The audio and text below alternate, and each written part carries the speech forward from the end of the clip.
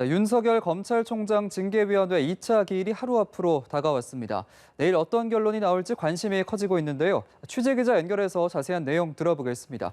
김동욱 기자, 내일 본격적인 증인 신문이 이루어지죠? 네, 내일 윤석열 검찰총장 2차 징계위원회에서는 본격적으로 증인 8명에 대한 신문이 이뤄지는데요. 증인 출석 의무는 없어 이성윤 서울중앙지검장과 한동수 대검 감찰부장 등은 나오지 않을 거란 관측이 나옵니다. 심의 절차가 끝나면 징계위원 4명이 징계 여부와 수위를 논의하고 의결 절차에 들어갈 예정입니다.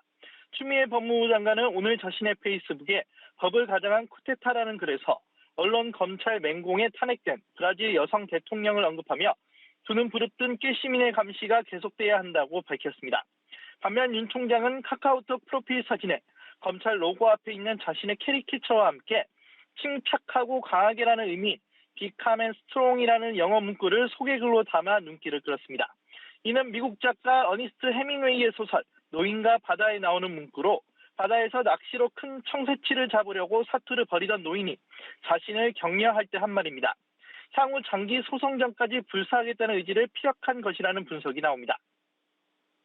네, 해임 등의 중징계가 이루어질 거란 예상도 나오는데요. 내일 결론이 나올까요? 네, 법조계에서는 해임 등 중징계 의결 가능성이 높은 것으로 보고 있습니다. 징계위가 심재철 법무부 검찰국장을 직권으로 증인 채택하면서 심국장 논리를 적극적으로 징계 사유로 받아들이는 것 아니냐는 관측도 나옵니다.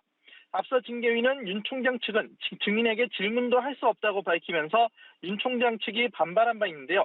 정한중 징계위원장 직무대리는 오늘 이 방침에서 한 발 물러나 상황에 따라 변호인들에게도 신문 권한을 부여하겠다고 밝혔습니다.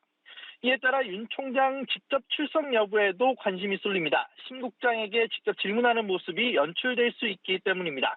윤 총장 측은 막판 고심하고 있으며 내일 오전 출석 여부를 공개하겠다고 밝혔습니다. 증인 신문의 진행 상황에 따라 2차 심의에서 최종 결론을 내지 않고 3차 이상 심의가 진행될 가능성도 있습니다. 네, 그렇군요. 이 상황에서 징계위원 구성 등을 놓고 논란이 계속 이어지고 있죠.